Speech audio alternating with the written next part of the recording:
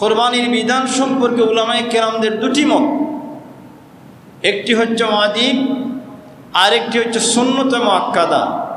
আর এই সুন্নতে মুআক্কাদাও কিন্তু ওয়াজিবের কাছাকাছি। এই জন্য আমাদের উলামায়ে আহনাফ যারা, হানাফি মাযহাবের সমস্ত আলিমদের কথা হচ্ছে কুরবানি হচ্ছে ওয়াজিব। ইউটিউবে কয়েকজন শায়েখ বলেছেন যে কুরবানি দিলেও সওয়াব হবে, না দিলে কিছু হবে না। ওরা আমাদেরকে বিভ্রান্ত করছে। এবং ওয়াজিব হচ্ছে ফরজের কাছাকাছি প্রায়। আমরা যদি অস্বীকার করি, তুচ্ছ তাচ্ছিল্য করি, তাহলে আমাদের ঈমান নষ্ট হওয়ার আলামত রয়েছে, সম্ভাবনা রয়েছে। যাদের সামর্থ্য আছে, সামর্থ্য থাকা সত্ত্বেও যে কুরবানি করবে না, আল্লাহ রাসূল বলেছেন সে যেন আমাদের সাথে আমাদের ঈদগাহে নামাজ পড়তে না আসে। সব হাদিস এবং কোরআনে কারীমের আয়াতের সার নির্যাস হচ্ছে কুরবানি আমাদের জন্য ওয়াজিব। প্রথমত কুরবানির প্রাণী হচ্ছে তিনটি প্রকারের প্রাণী, গরু, মহিষ এবং উট, এই তিনটি। আর এরপর হচ্ছে বকরি, বেড়া এবং দম্বা। এই প্রাণীগুলো গৃহপালিত প্রাণী হতে, বন্য কোনো প্রাণী দ্বারা কখনো কুরবানি জায়েজ হয় না। একটি গরু কুরবানি করতে হলে কমপক্ষে তার বয়স 2 বছর হতে। কিতাবের মধ্যে আছে যে 2 বছরের চেয়ে একদিন কম হলেও কুরবানি জায়েজ।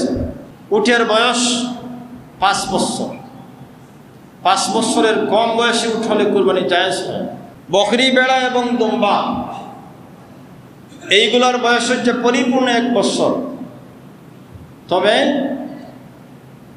বেড়া এবং দুম্বার ক্ষেত্রে একটু অবকাশ দেওয়া হয়েছে যে 6 মাসের বেড়া এবং দুম্বা যদি দেখতে 1 বছরের মতো দেখায়, মোটা তাজা দেখায়, তাহলে ওই প্রাণী দ্বারা কুরবানি জায়েজ।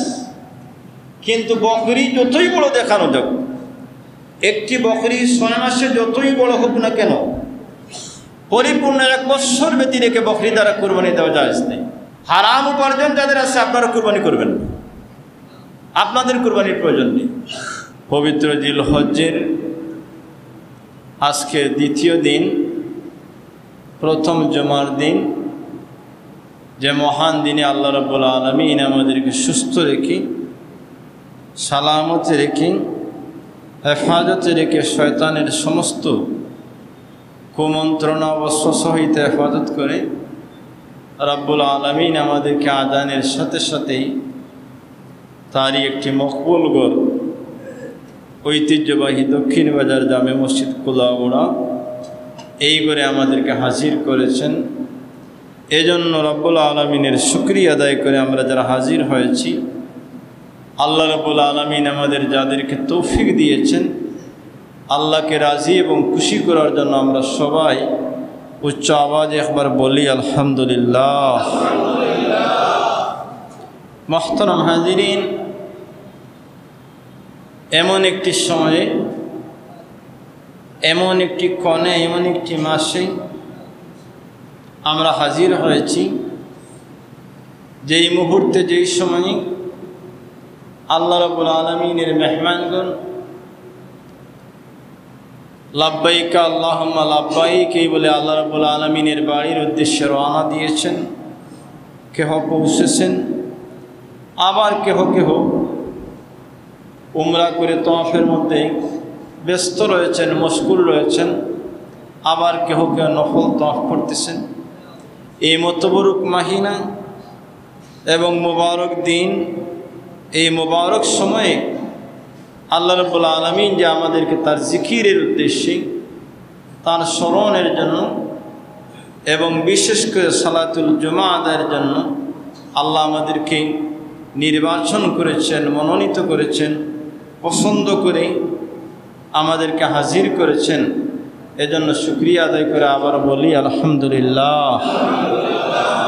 মুহতারাম হাজিরিন, এই মাসের প্রথম 10 দিনের গুরুত্ব আল্লাহ রাব্বুল আলামিন কোরআনে কারীমে আমাদেরকে জানিয়ে দিয়েছেন। আল্লাহ এই 10 রাত্রি শপথ করেছেন, ওয়াল ফাজরি ওয়া লায়ালিন আশরি ওয়াশ শাফি ওয়াল ওয়াতরি। এই যে লায়ালুন আশরুন, অসংখ্য গণিত মুফাসসিরিনে কেরাম এই 10 রাত্রি বলেছেন জিলহজের প্রথম তারিখ হইতেই 10 তারিখ রাত্রি পর্যন্ত, অর্থাৎ ঈদের দিনের রাত্রি পর্যন্ত। এই 10টি রাত্রিতেই ইবাদতের মর্যাদা প্রসঙ্গে রাসূল আকরাম সাল্লাল্লাহু আলাইহি ওয়াসাল্লাম বলেছেন, যারা ইবাদত করবেন তাদেরকে আল্লাহ রাব্বুল আলামিন শবে কদরের রজনীর সমান পরিমাণ নেকি দান করবেন। এবং এই 10 দিনে যারা ইবাদত করবেন প্রত্যেকটি দিনের নেকির পরিমাণ হবে আমাদের এই পৃথিবীর 1 বছরের সমান। সুবহানাল্লাহ। এজন্য হাজিরিন, শুকরিয়া আদায় করি যে আল্লাহ রাব্বুল আলামিন আমাদেরকে তার দিকে অগ্রসর রেখেছেন, দাবিত করেছেন, তার পথের প্রতীক হিসেবে আমাদেরকে মঞ্জুর করেছেন। মুহতারাম হাজিরিন, এই মাসের আল্লাহ রাব্বুল আলামিনের বান্দা এবং বান্দিগণ যারা খানায়ে কাবার তওয়াফে যাবেন তাদের জন্য সৌভাগ্য হচ্ছে যে তারা আল্লাহর ঘরের তওয়াফ করবেন, আরাফার প্রান্তরে হাজির হবেন, মুজদালিফার প্রান্তরে হাজির হবেন, ওকুফে মিনায় যাবেন, আর রামিউল জিমার করবেন। আমরা যারা যেতে পারি নাই, আমরাও যেন আল্লাহ রাব্বুল আলামিনের সেই সমস্ত নিদর্শনসমূহ, বিশেষ করে তার ঘরের তওয়াফ আরাফাতের প্রান্তরে হাজির হতে পারি। এই জন্য আমরা যেন দোয়া করি। বিশেষ করে মুসলমানদের এই 10 দিনের মধ্যে একটি উত্তম আমল হচ্ছে, অন্যতম একটি আমল হচ্ছে জিলহজ্জের 10 তারিখের কুরবানি প্রদান করা। জিলহজ্জের 10 তারিখে আল্লাহ যাদেরকে সামর্থ্য দিয়েছেন, এই সমস্ত ব্যক্তিবর্গদের জন্য এই মাসের 10 তারিখের সবচেয়ে উত্তম আমল হচ্ছে ইহরাকুদ্দাম, প্রাণীর রক্ত প্রবাহিত করা, অর্থাৎ প্রাণীকে আল্লাহর রাস্তায় কুরবানি দেওয়া। মুহতারাম হাজিরিন, এই কুরবানি নতুন কোনো বিষয় নয়। আদম আলাইহিস সালাম থেকে শুরু হয়েছে। আদম আলাইহিস সালামের সন্তানদের হাবিল এবং কাবিল আলাইহিস সালাম দুইজন আল্লাহর রাস্তায় কুরবানি করেছিলেন। একজনের নিয়ত বিশুদ্ধ ছিল, আরেকজনের নিয়ত বিশুদ্ধ ছিল না। যার নিয়ত বিশুদ্ধ ছিল ওনার কুরবানি কবুল হয়েছে। যার মধ্যে আল্লাহ রাব্বুল আলামিনের প্রেম ছিল, প্রীতি ছিল, ভালোবাসা ছিল, আল্লাহর ভয় ছিল, তার কুরবানিকে আল্লাহ কবুল করেছেন। আল্লাহ বলেছেন যে ইন্নামা ইয়াতাকাব্বালুল্লাহু মিনাল মুত্তাকিন, যারা মুত্তাকি, যারা ফরহেজগার, তাদের পক্ষই যে আল্লাহ কবুল করে থাকে। এজন্য আদম আলাইহিস সালাম থেকে কুরবানি শুরু হয়েছে। এরপর ইব্রাহিম আলাইহিস সালাম কুরবানি দিয়েছেন ওনার সন্তানকে। সন্তানের পরিবর্তে আল্লাহ রাব্বুল আলামিন জান্নাতি পোশাক প্রেরণ করেছিলেন, সেই জান্নাতি পশু প্রেরণ করেছিলেন। সেই পশুকে ইব্রাহিম আলাইহিস সালাম জবাই করেছিলেন এবং আমাদের জন্য কিয়ামত পর্যন্ত এই কুরবানি রাসূল করিম সাল্লাল্লাহু আলাইহি ওয়াসাল্লামের শরীয়তে আল্লাহ রাব্বুল আলামিন ওয়াজিব করে দিয়েছে। হাজিরিন, আল্লাহ রাসূল সাল্লাল্লাহু আলাইহি ওয়াসাল্লামের সাহাবায়ে কেরামরা দরবারে রিসালাতে আল্লাহ রাসূলকে আরজ করে যে মাহাজিল আদাহি ইয়া রাসূলুল্লাহ সাল্লাল্লাহু আলাইহি ওয়াসাল্লাম, আল্লাহ রাসূলের দরবারে আরজ করলেন যে ইয়া রাসূলুল্লাহ, এই কুরবানি কি? তখন আল্লাহ রাসূল সাল্লাল্লাহু আলাইহি ওয়াসাল্লাম বলেছিলেন সুন্নাতু আবিকুম ইব্রাহিম আলাইহিস সালাম, তোমাদের পিতা ইব্রাহিম আলাইহিস সালামের সুন্নত। এজন্য এই কুরবানির বিধান সম্পর্কে উলামায়ে কেরামদের দুটি মত, একটি হচ্ছে ওয়াজিব, আরেকটি হচ্ছে সুন্নতে মুআক্কাদা। আর এই সুন্নতে মুআক্কাদাও কিন্তু ওয়াজিবের কাছাকাছি। এজন্য আমাদের উলামায়ে আহনাফ যারা, হানাফি মাযহাবের সমস্ত আলিমদের কথা হচ্ছে কুরবানি হচ্ছে ওয়াজিব। কাদের প্রতি ওয়াজিব? ডালাভাবে সর্বসাধারণের প্রতি কুরবানি ওয়াজিব না, বরং জিলহজ্জের 10 তারিখের সূর্য উদয় থেকে শুরু করে 12 তারিখের সূর্য অস্তমিত হওয়া পর্যন্ত যাদের প্রতি আল্লাহ ওয়াজিব করে দিয়েছেন তাদের শর্ত জুড়ে দিয়েছেন। জিলহজ্জের 10 তারিখের সূর্য উদিত হওয়ার পর হইতে 12 তারিখের সূর্যাস্ত পর্যন্ত যারা মালিকে নেশাব হবেন, যারা সুস্থ থাকবেন, যারা স্বাধীন, যারা মুসলমান, যারা প্রাপ্তবয়স্ক, এই সমস্ত ব্যক্তিবর্গের অধীনে যদি মালিকে নেশাবের মাল হস্তগত হয়ে যায় তাহলে ওই ব্যক্তিবর্গের প্রতি কুরবানি ওয়াজিব। জিলহজ্জের 10 তারিখে উদিত হওয়া থেকে সূর্য উদিত হওয়া থেকে শুরু করে 12 তারিখের সূর্যাস্ত পর্যন্ত যারা মালিকে নেশাব। মালিকে নেশাব বলতে আমরা কি বুঝি? এটার পরিচয় হচ্ছে যে একজন ব্যক্তির অধীনে 7.5 তোলা সোনা অথবা 52.5 তোলা রূপার সমপরিমাণ মূল্য বা অর্থ থাকা। একজন ব্যক্তির একেবারে অপরিহার্য বস্তু বাদ দিয়ে, ব্যবহার্য এবং নিত্য প্রয়োজনীয় বস্তুকে বাদ দিয়ে ব্যক্তির অধীনে যদি 7.5 তোলা সোনা অথবা 52.5 তোলা রূপা অথবা তার মূল্য অথবা কয়েকটি উপাদানকে একত্রিত করে যদি 52.5 তোলা রূপার মূল্যের সমপরিমাণ অর্থ থাকে তাহলে ওই ব্যক্তির প্রতি কুরবানি ওয়াজিব। মুহতারাম হাজিরিন, কেহ যদি ঋণগ্রস্ত থাকেন তাহলে তিনি কি করবেন? ঋণগ্রস্ত ব্যক্তির পক্ষে মাসলা হচ্ছে ওই ব্যক্তির সম্পদ দ্বারা যদি ঋণ পরিশোধ করার পরে বাড়তি এই পরিমাণ নেশাব পরিমাণ মাল থাকে তাহলে তার জন্য কোরবানি করা উচিত। কোরবানি অন্যতম একটি গুরুত্বপূর্ণ বিষয়। অস্বীকার করলে মারাত্মক গুনাহগার হবেন, অবহেলা করলে ঈমানের নুকসান হবে এবং তুচ্ছ তাচ্ছিল্য করলে একটি শিয়ারকে, আল্লাহ রাব্বুল আলামিনের একটি নিদর্শনকে অস্বীকার করা হবে। আর যদি আদায় করেন না তাহলে গুনাহগার হবেন। আমরা অনেক সময় দেখে থাকি, আমি নিজে দেখেছি, ইউটিউবে কয়েকজন শায়েখ বলেছেন যে কুরবানি দিলেও সওয়াব হবে, না দিলে কিছু হবে না। ওনারা বলেছেন যে কুরবানি দিলে নেকি আছে, না দিলে কোনো কিছু নেই। মূল মাসলা হচ্ছে যারা মালিকে নেশাব তারা কুরবানি না দিলে গুনাহগার হবেন। এমনকি মাসলার সমাধান হচ্ছে কুরবানির দিন সময় যদি মালিকে নেশাব ওই ব্যক্তি কুরবানি দিতে না পারেন তাহলে ওই সমপরিমাণ কুরবানির এই পরিমাণ একটি প্রাণীর যতটুকু মূল্য হবে কুরবানির দিন অতিবাহিত হওয়ার পর ওইগুলো মিসকিনদের মধ্যে সদকা করে দিতে হবে। এটা হচ্ছে সমাধান। আর শায়েখরা বলতেছেন যে কুরবানি না দিলে কোনো অসুবিধা নেই, দিলে নেকি আছে। ওরা আমাদেরকে বিভ্রান্ত করছে। মুহতারাম হাজিরিন, আল্লাহ রসুলের সাহাবায়ে কেরামরা আল্লাহর হাবিবের দরবারে আরজ করলেন, ইয়া রাসূলুল্লাহ, এই কুরবানি কি? আল্লাহর হাবিব জবাব দিলেন, সুন্নাত আবিকুম ইব্রাহিম আলাইহিস সালাম, তোমাদের পিতা ইব্রাহিম আলাইহিস সালামের সুন্নত।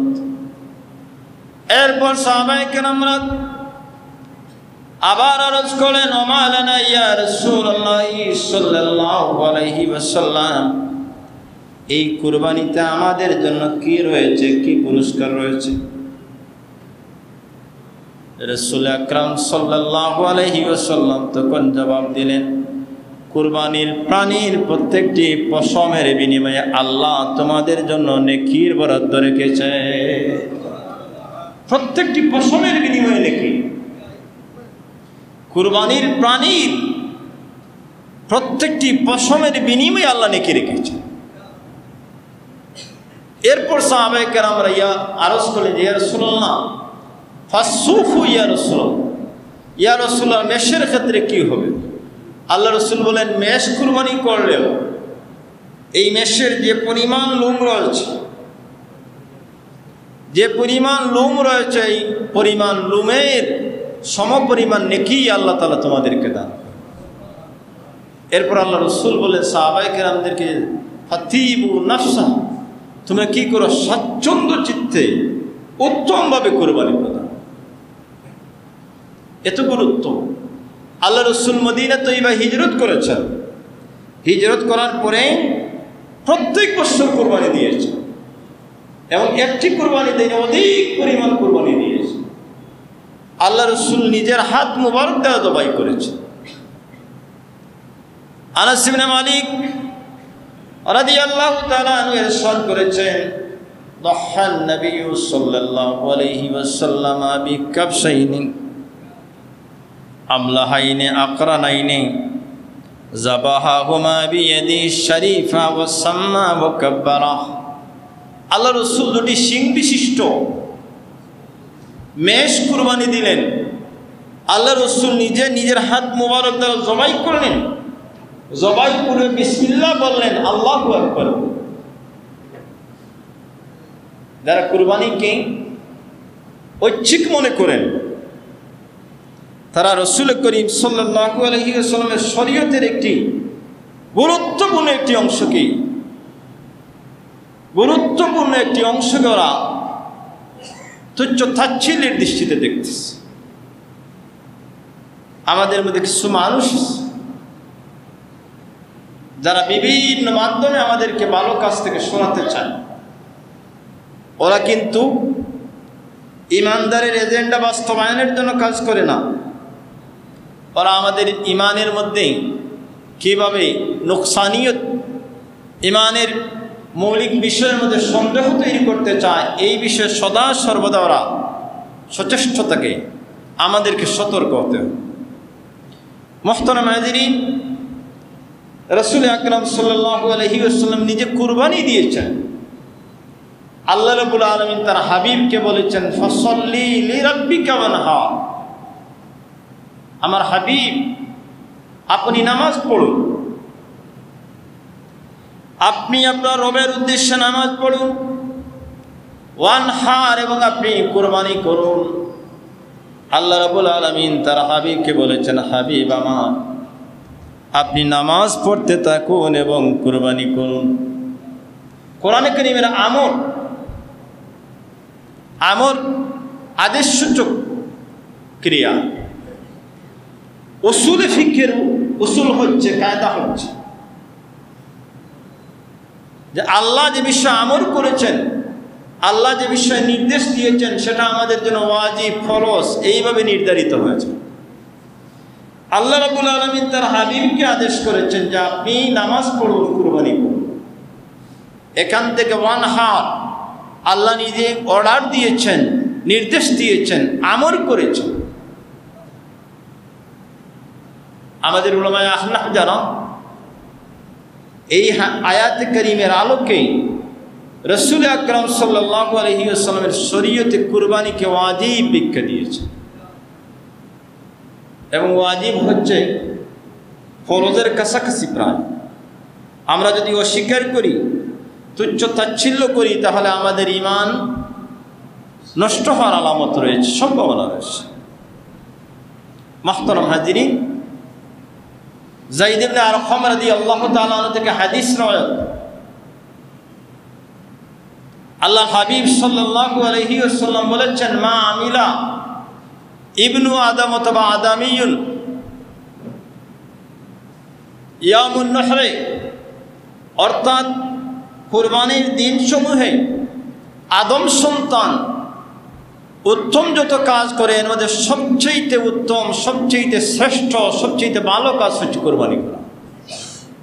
সবচেয়ে ভালো কাজ হচ্ছে কুরবানি করা।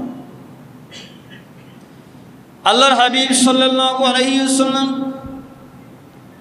সাহাবায়ে কেরামদেরকে বলেছেন, তোমরা কুরবানি করবে, এমনকি মোটা তাজা প্রাণী কুরবানি করবে।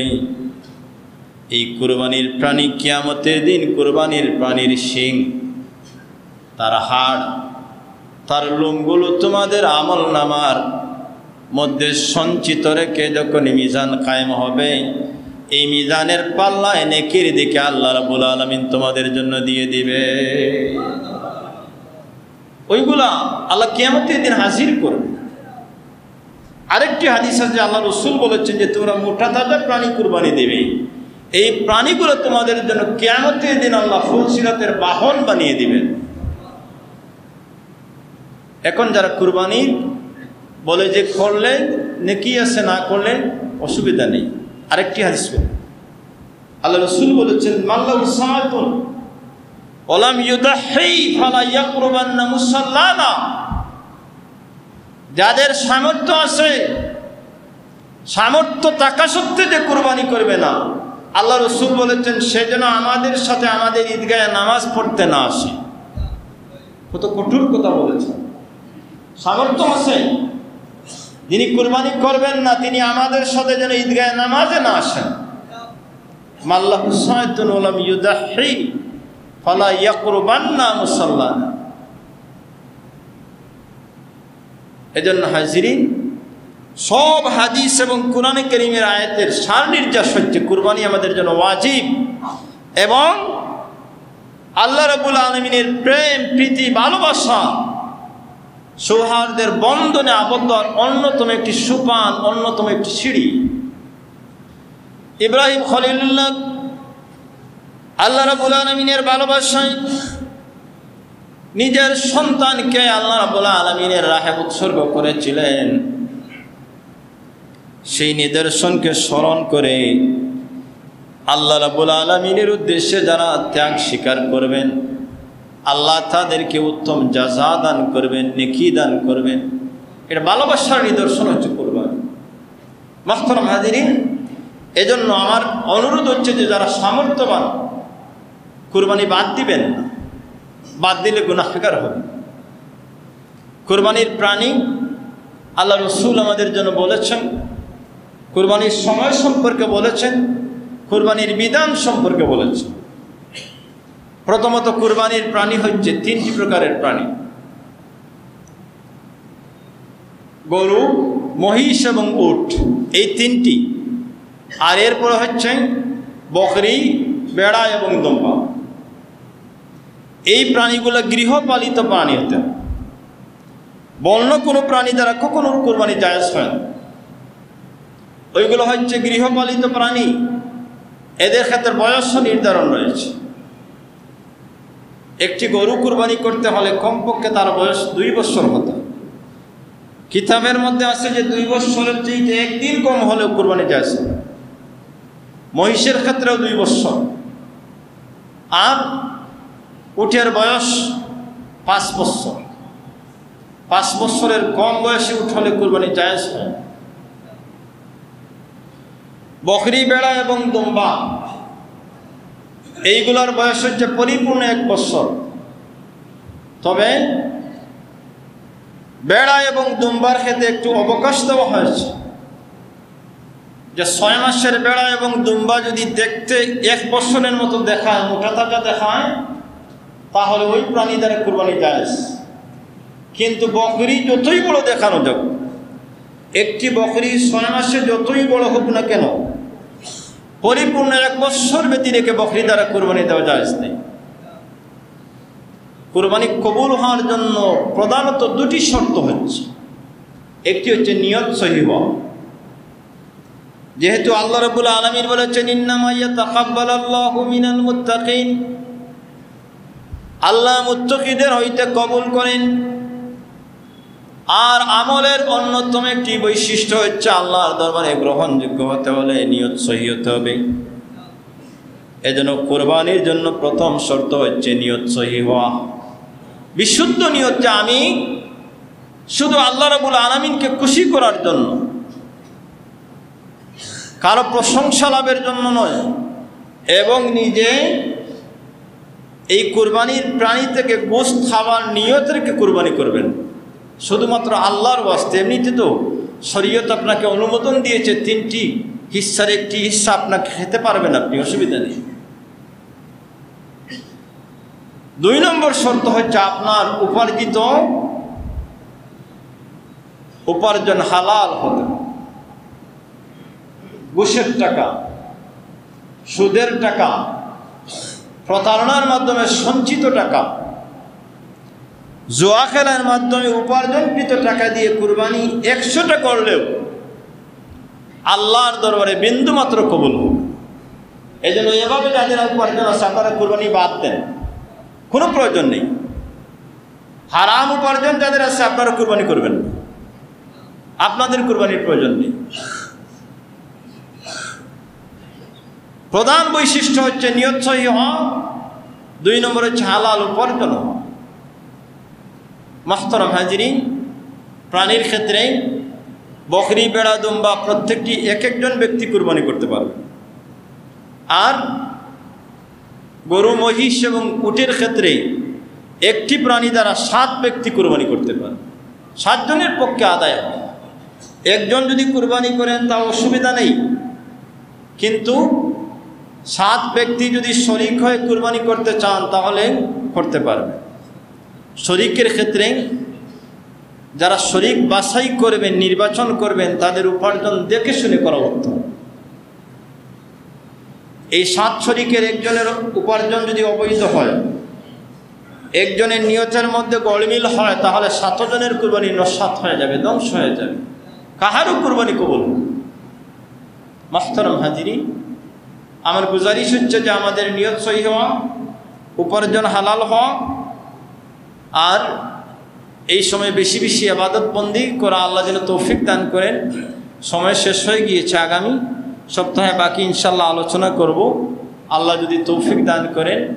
বিশেষ করে আমি সবার কাছে দোয়া চাই, বিশ্ব মুসলমানদের জন্য দোয়া করবেন, বিশেষ করে ফিলিস্তিনবাসীর জন্য, ভারতের মুসলমানদের জন্য, আর অনেক ব্যক্তি রোগাক্রান্ত আছেন, তাদের জন্য দোয়া করবেন।